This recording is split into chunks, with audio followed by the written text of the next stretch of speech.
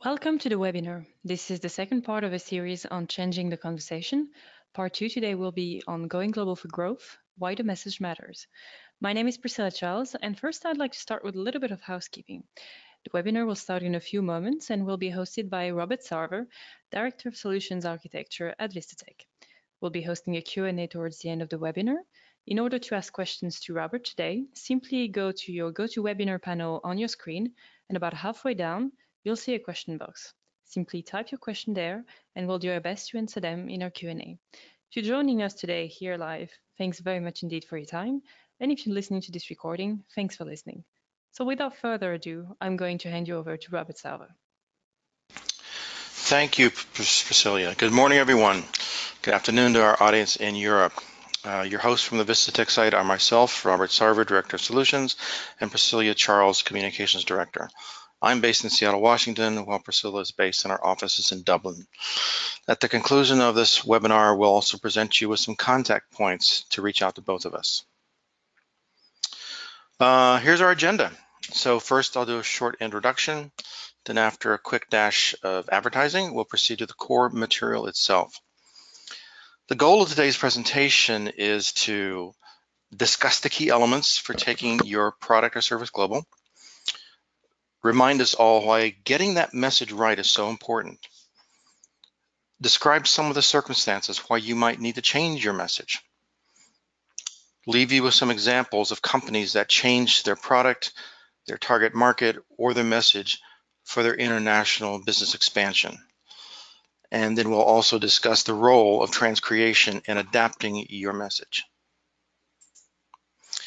First, a little bit about me. I am a graduate of the University of Washington, also an MBA Seattle University, and the Defense Language Institute in Monterey, California. I have about 30 years in this business. About half of that was at a large corporation. I was at Microsoft for 14 years. I've also worked for a mid-size engineering company and a couple of smaller companies, .coms. I'm enjoying myself thoroughly in my current role as Director of Solutions Architecture for the Americas. Here's my email and here's my LinkedIn page in case you'd like to look me up. And just as a quick reminder, after this webinar is concluded, a version of the slide presentation will be made available, which includes both the audio as well as the slides themselves. We're Vistatec. We are a unique and innovative localization supplier based in Dublin, Ireland. Our clients include many notable brands, Fortune 100s, Fortune 500s, both in Europe as well as in Asia. We provide key services such as localization, linguistic review, transcreation, market research, SEO, engineering and testing. And incidentally, we will be touching on transcreation and digital marketing today during our presentation. And the third installment of these webinars will touch on another service that we offer, our consultancy services, and on how to gain value from market research in making decisions about market entry. That session is currently scheduled for sometime in the month of May. At Vistatec, we like to say, your vision, our commitment. We take the time to understand our customers and the passion they have for their products and services and for their own customers, to understand what their opportunities are and to examine whatever challenges they're facing. Once we understand all that, we use our expert teams to help bring this passion to market. So we really focus on your vision and make it our own. Now let's talk about the real meat of the matter today, elements of going global. So this is likely to be a refresher, especially for people in the audience with a marketing or productization background. But I think it's important to lay out the framework because it makes understanding the process easier. Going global really starts with the same elements you already know: a product or service, a target market or demographic, and a message. Now we're going to touch briefly on the first two aspects of going global, the product and the target market. And we'll quickly review the value proposition here. However, during the second webinar in this series, I'm going to focus primarily on the third element above, which is changing the message to support your international expansion efforts. So the business triangle, these are the three elements to selling any business or service. First, you've got a product or service. You've been working on it. You think there's a market for it. You think people are going to want to buy it. Next, you've got a target market, a demographic. This is a group of people, some subset of the population that you've identified, that you're chasing, and they can be any number of kinds of groups. They could be sports fans. They could be college students. They could be men between the ages of 20 and 35. There's just some subset that you believe is particularly targetable for your product or service. And finally, what you have is a message. This is sort of why somebody in this target group should buy your product or service. And these elements, they're part of a mutually reinforcing triangle, kind of like a tripod. And at the core of this triangle is the value proposition, which binds together the product, the market, and the message. So in the mind of the buyer, there's this calculus of decision that goes on all the time. On the benefit side here, on the blue side here, the buyer's thinking, what's in it for me? What's the benefit? Why should I buy this? There's a differentiation aspect. Why is yours better? Why is yours better than anybody else in the market? Why is yours better than what I'm doing right now? There's a support aspect. Why should I believe you? Why are you credible? Why are you trustworthy? And these three elements form the what I get side of this equation. On the other side, on the yellow side, you have the what I have to give up arguments. Risk, what might go wrong? If I buy your product or service, what might go wrong with it? Cost, the purely financial question. What is this going to cost me? The effort required. What are my costs? What effort do I have to make in order to make your product or service useful? And these are sort of the negative arguments. This is what's going on in the mind of every buyer, the struggle between the positive arguments for your product and the negative arguments. As business people, your goal is to make the left side stronger, heavier, weightier than the right side. If you do that, then you've made the sale. But buyer behavior is the same everywhere. All buyers go through this same mental process. So why would you need to change your message just because you've decided to go global? Well, it kind of comes back to what the value proposition stands for. A good value proposition does three very important things for you. First, it encapsulates the product or service. Second, it focuses on the target demographic, this group of people that you're chasing. And third, it delivers your message to your potential buyers. So the value proposition for your product or service, it can be kind of thought of as the elevator speech.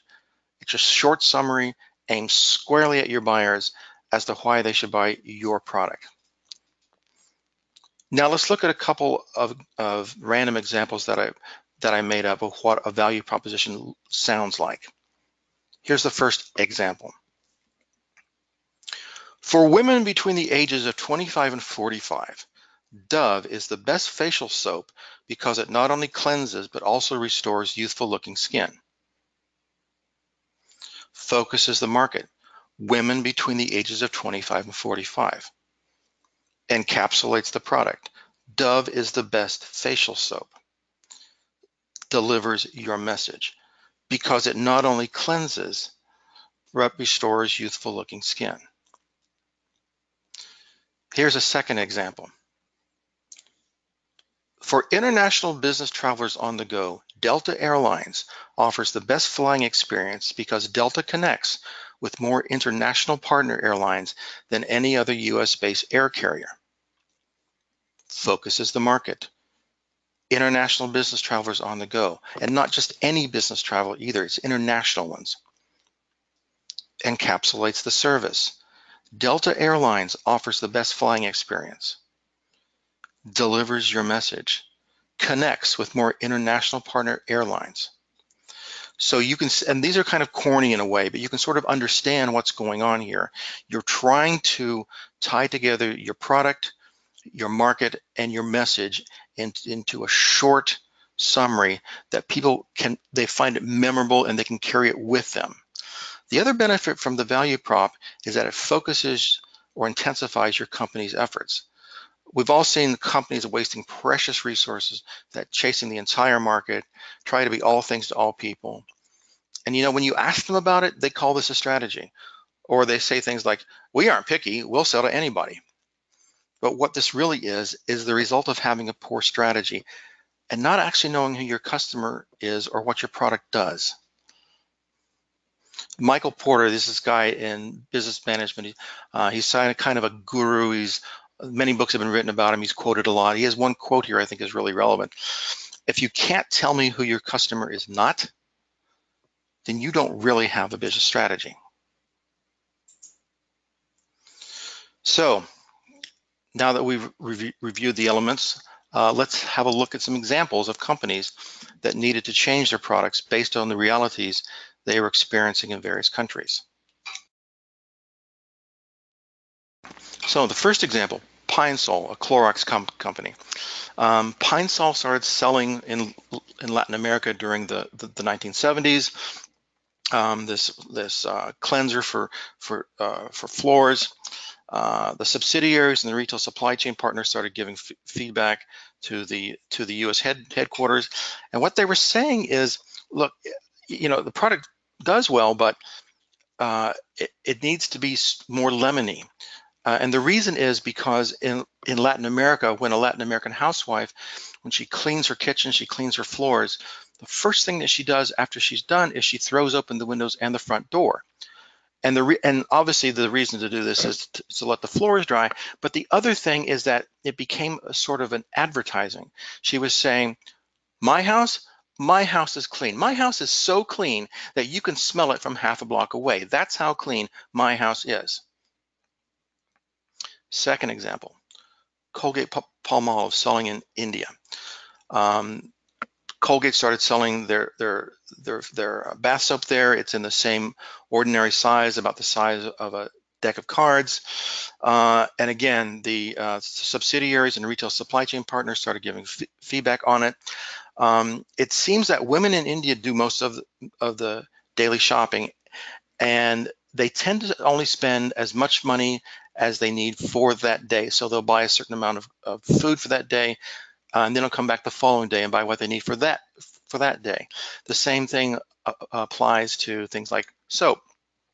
The other thing, and this is actually the more interesting part, is that women in India being always at the beck and call of the men in the family and at the call of the children, their experience with the bath was a little bit different. They wanted this to be a private event away from the demands that the family was placing on them. So what the retailers in India wanted was a small version of the Palmolive soap, about the size of a postage stamp, that could be sold on a day-to-day basis and could be sold for a one-time bath. So let's compare the value propositions before and after this. Pine Sol in the USA. The old idea was there's this trusty Pine Sol, it's been killing germs for over 75 years. But then that becomes the lemony scent, the house proud product. It's not just a cleanser, it's a signaling device, it's a status marker. Colgate Palmolive. The old message was it's a palm soap with a fresh scent. But in India, it becomes the well-earned personal indulgence in a conveniently sized package. So what are the lessons that we can take from this? Well, in both cases, changes were needed to the product or the packaging before it would sell successfully in these markets. But the target demographic, the group of people that these companies were chasing, that remained the same. Pine Sol was still being sold to homemakers. Palmolive soap was still being sold to women. But notice how changes in the products themselves force changes in the value proposition. And those changes in the value prop meant changing or updating the messages to reflect And by that I mean the new formulation for Pine Sol and the new size and packaging for Palmolive. Now let's look at some examples of companies that needed to change their target demographic, that is the group of people that they were chasing, based on the realities of certain countries and cultures. Now these are well-known examples, but maybe for that reason they're actually really good examples as well. Spam. In the USA, this is an ordinary daily food. Put it in kids' lunches. Maybe you scramble it up with eggs for breakfast in the morning. It's kind of a blue-collar staple that we all grew up with.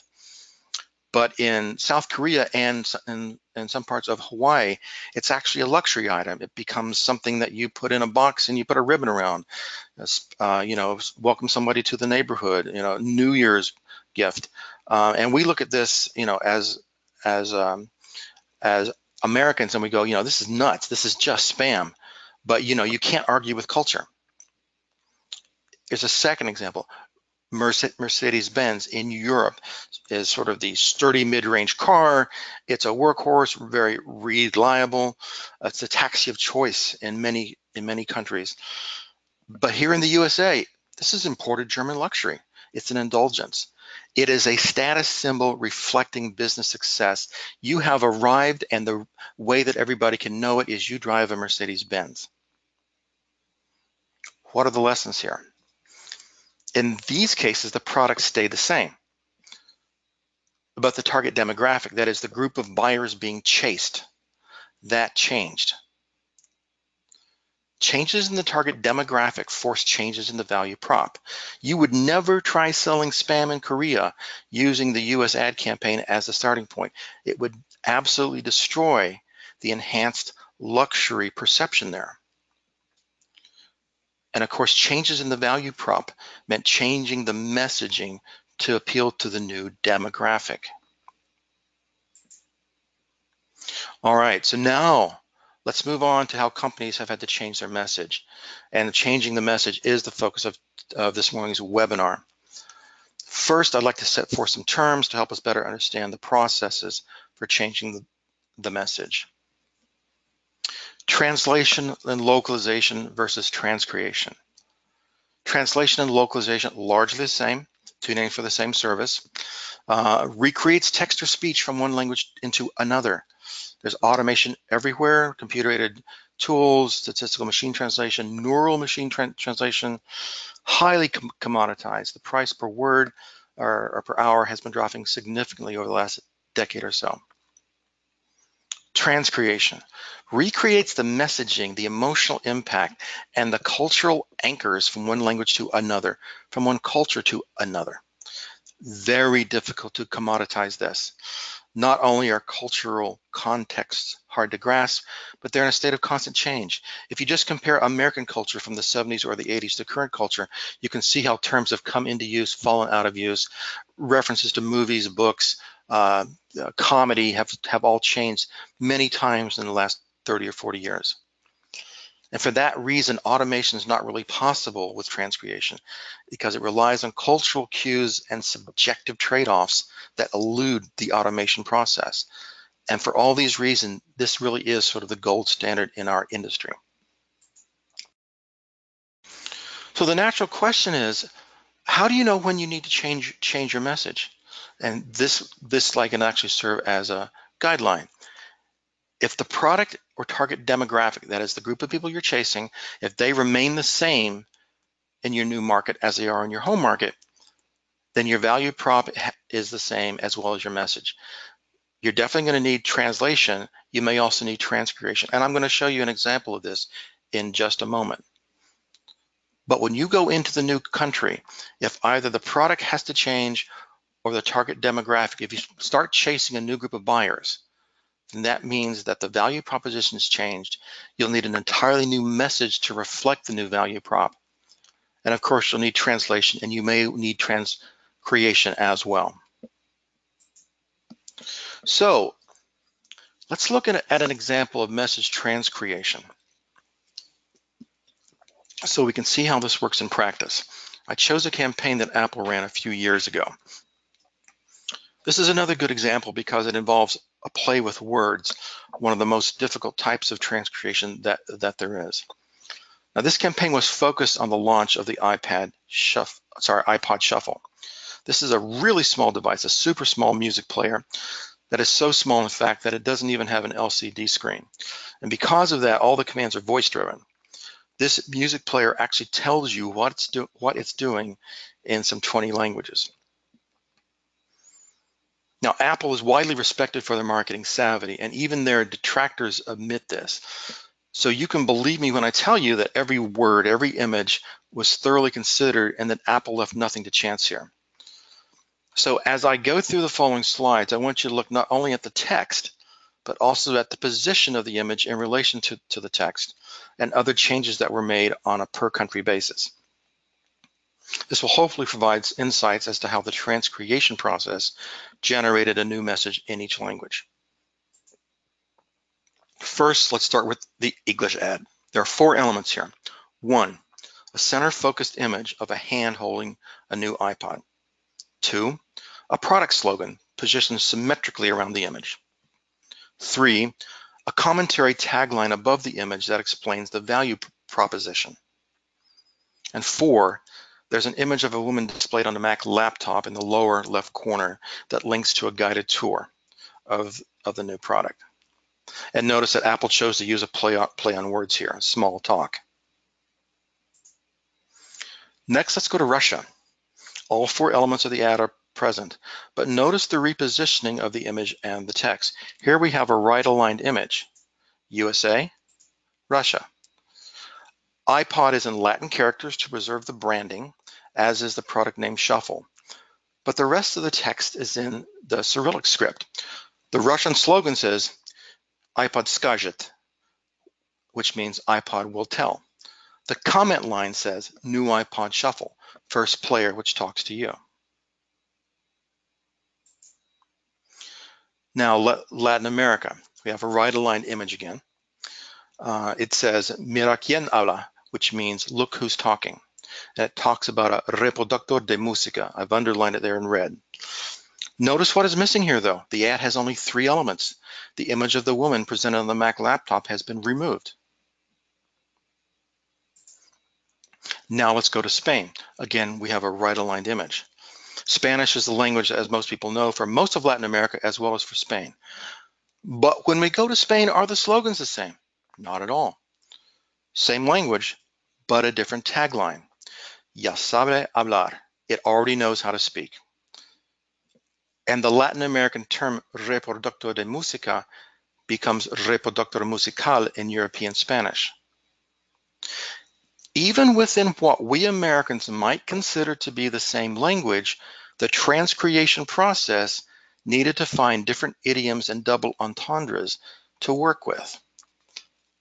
And when you stop and think about this, this is kind of natural. After all, anyone who's ever visited the UK, Ireland, Australia, and seen advertising there has probably had this experience of being slightly befuddled by an ad that you didn't understand. Most likely the ad was relying on some Britishism or some cultural reference in Australia that you just didn't get. You could probably figure it out, though, from the pictures and the context.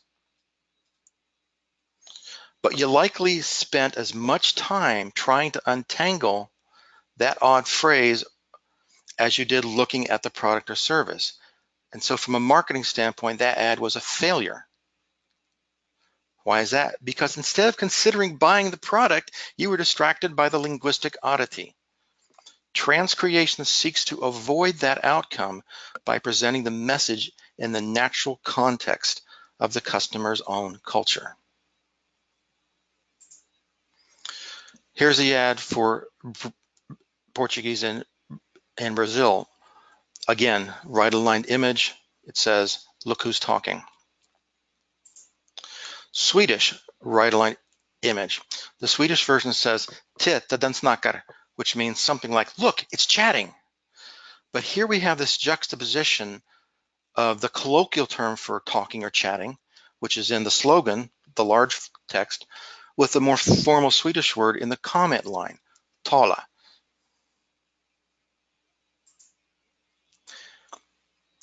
Now, we just saw an interesting difference between the two varieties of Spanish. Do you think we might find the same thing here between French for France and Canadian French? Well, let's find out. Here's the ad that ran in France. Donnez-lui de la voix. This one says, give it some voice. And notice that the French word for player is baladeur on the second line. Notice also the word for new on the first line there, nouvelle, both of them underlined in red. Here's the ad that ran in French Canada, right-aligned image. But just as with the Spanish example, we have what we might have the same language, but totally different slogans and messages. For the Canadians, it goes something like petit parleur, grand faiseur, little talker, big doer. Instead of nouvelle, the iPod is nouveau. And the player is called a lecteur de musique instead of a baladeur. So the transcreation process has changed the idiom, corrected a grammar term, and used the culturally preferred term for music player. Here we have the ad that ran in Italy, di tante parole. The product slogan says, in so many words. Now let's go to Asia. Look at what we have here. We're back to a center-focused image, just like the USA ad. The image of the woman on the laptop has returned. The ad has 4 elements once again. The little commentary tagline has moved to the very top of the image and is also center justified. It used to be underneath the product slogan. Kono chisasa ga sabara dasu. In Japanese, it literally means this small starts speaking. But here the advertising focus is on the size, since the Japanese love small items. So the emphasis is on the smallest of the device. This small size item starts speaking. Chinese, CU, 4 elements to this ad. Again, center focus image with symmetrical slogan text. The woman's picture has returned. Commentary tagline at the top and center justified. This kind of means the sweetie voice that makes people who listen to it happy and relaxing, not like the noisy voice. So that was an awful lot of thought that went into what looks like a really small ad. But as you can see, there were changes made in many different markets and many different cultures. But at the end of the day, there was a consistency across all the ads. They all relied on a double entendre, on a play on words, and they all delivered the value prop to the buyer. So in the global context, what gets touched by message transcreation? Well, pretty much everything. Marketing strategies, advertising campaigns, corporate identity manuals, brochures, product presentations, user manuals, press releases, websites, and even regulatory filings like annual reports and particulars.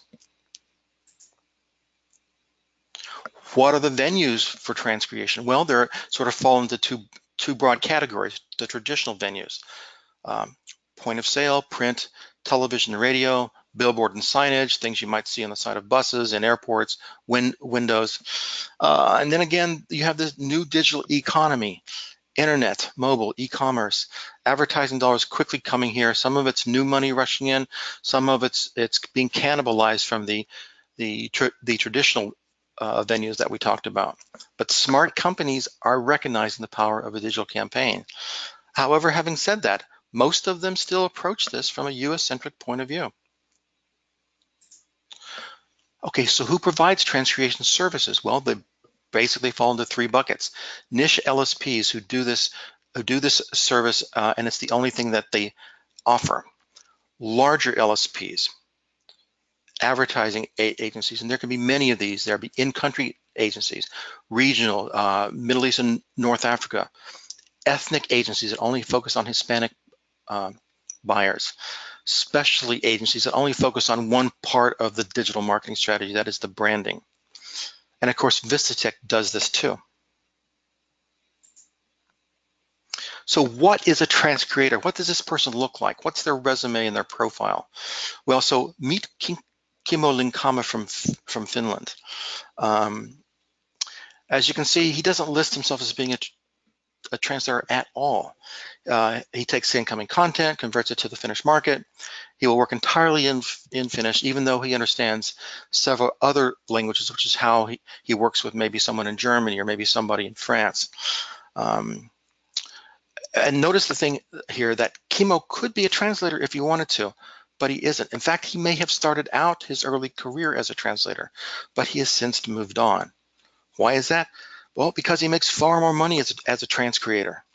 He's taken his skills, moved up the value chain, and he knows that his work output is not easily commoditized or automated. Yet it's absolutely vital to modern businesses going global. This is why I said earlier in the presentation, transcreation is kind of the gold standard for our industry. So this is just a quick look at digital messaging avenues by market. This is just to sort of emphasize that there's a lot more to a digital marketing strategy than just buying a domain name in your target country. We're looking here at the countries, the social media channels, search channels, messaging, chat, e-commerce, and music. And this table dates from 2016. If I had built a table for 2006, only a decade earlier, you would have seen names on it such as MySpace, Yahoo, Orkut in Brazil and India, RDO in USA, Real.com. So digital media and social media, it's a lot less of a Wild West environment than it used to be, but it really still is in a state of flux. And this is especially true in international markets. So you need to double check your strategy every couple of years to make sure that you're broadcasting in the most appropriate and the most target-rich channels. So, common questions. Can't I just get by with translation? Won't my audience get the gist of what my message is? And I would answer that by saying, look, possibly this is true, but are you willing to take that chance? And remember, do you want your buyer focused on your product or focused on some mistake you made in your marketing text? My customers are smart. They've been with me for 20 years. They know my brand and they are loyal. I'm happy for you. But remember, you have competitors and some of those are homegrown. As a foreign company trying to sell into this market, you are already at a disadvantage. Your existing customers may not wander off, but how about new customers? Okay, so maybe I buy all your arguments, but is it expensive? Well, yes, transcreation is more expensive than ordinary translation, but it's far less expensive than a product failure in market. So ultimately, we all want the same thing: how to improve the chances of your product succeeding in the new market. I would just say return to the key elements. Make sure you understand your product or service. Make sure you know your target market, this group of people that you're chasing, and make sure your message is on point. How can you know if you need to change your product or service, or you need to re-examine your target market? And what resources can you call upon to become better informed to mitigate these risks? Well, that's the subject of our next webinar.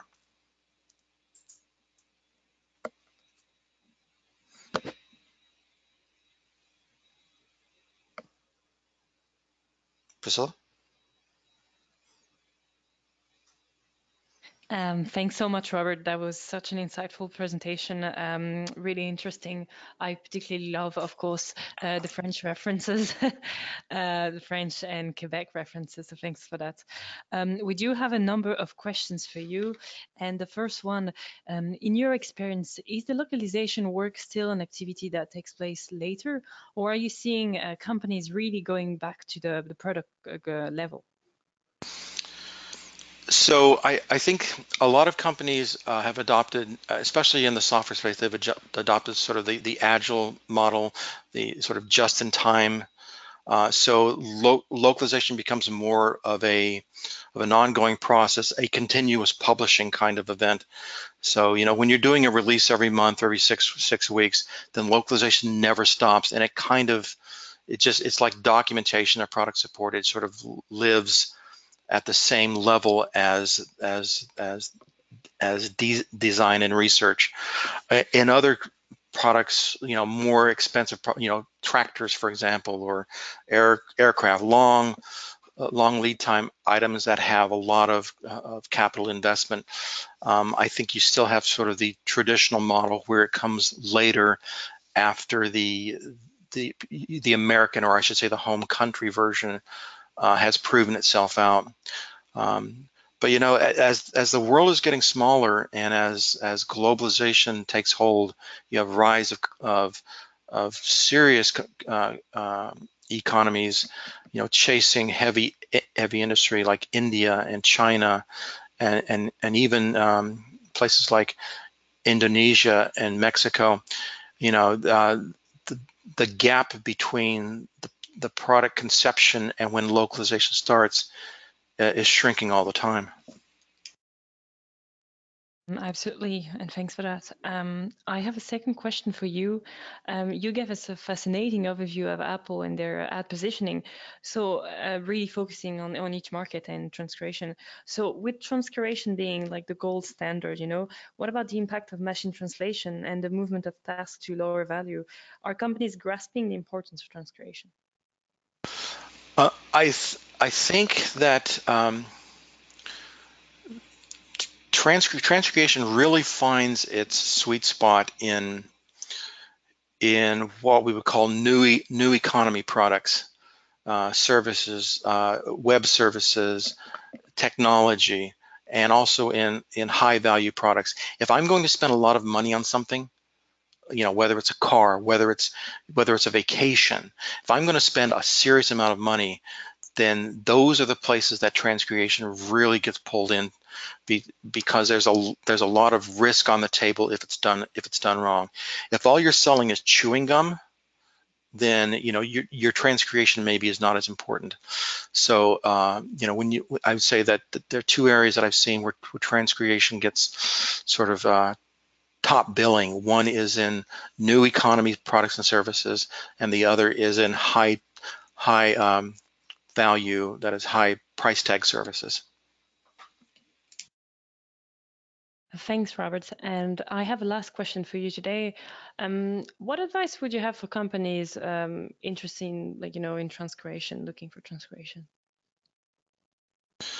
I would say that the most important thing you need to understand is your buyer and your market. I have several examples of companies that just tried to sell their American product in a new market, and it absolutely flopped. They either did not understand the regulatory environment, they didn't understand that they were going to be facing 20 or 30 homegrown competitors. A lot of companies have gotten into this. It used to be more true than it is now, but they just like a bull in a china shop. They just go into a country, bring the product, make no changes, and then they wonder why it doesn't sell as well as the local product. You know, and you know, there's a certain amount of investment that needs to be done up front. You know, and that's, as I mentioned, that's going to be the topic of the next webinar. And you know, it's a small investment. You know, spend 5% up front to make sure that your entry is smooth and that you make the impact that you want to make. Because the old saying, you know, you never get a second chance to make a first impression. That's very true in product marketing as well. Absolutely, and thanks for that. And I do have a very last question, actually. Are there any industry guidelines in place for when transcreation should substitute translation, in your opinion? That's a great question. I think if you actually consult one of the three agencies, the niche LSPs, the large LSPs, or the digital marketing agencies, what you'll find is that some of this is based upon the industry that you're in. So, for example, if you're in healthcare and pharmaceuticals, transcreation comes in at a different point than if you're into shipbuilding or than if you're into entertainment. And so I think there are different, depending upon the business vertical that you're in, your entry point for the transcreation process can vary. Thanks a lot, Robert. And if we didn't get an opportunity to answer your questions today, of course, we'll endeavor to answer all of your questions after the webinar. So now I think I'll hand you over to Robert for a quick summary before we wrap it up. Alrighty. So thanks everybody for listening. Hopefully it's been interesting. Today I hope you've had some time to refresh your memory about the elements of the business triangle, understand the role that the value prop plays in focusing a company and delivering your message, appreciate the distinctions between translation and transcreation, and maybe understand how the changes in your message might be needed, and how transcreation really excels at recreating the emotional impact that you're aiming for. And the big takeaway, the one thing that I hope sticks above all else, is the understanding that this international go-to-market process involves a lot more than just buying a domain name. It involves a lot more than just translation. Sometimes it means a new value proposition, and sometimes you need to modify your product or change the people you're trying to sell to. And the only way to find out if any of that is necessary is to have a good understanding of your target market, hopefully before you invest time and resources there. So having said that, I'm looking forward to part 3, where we'll be discussing the role of market research in making these go-to-market choices. If you want to go back and listen to the webinar, the recording will of course be available in the coming days on the Vistatec.com website. Thanks again so much to Robert for such an insightful presentation discussion. And thank you everybody, of course, for listening. This webinar has now come to a close.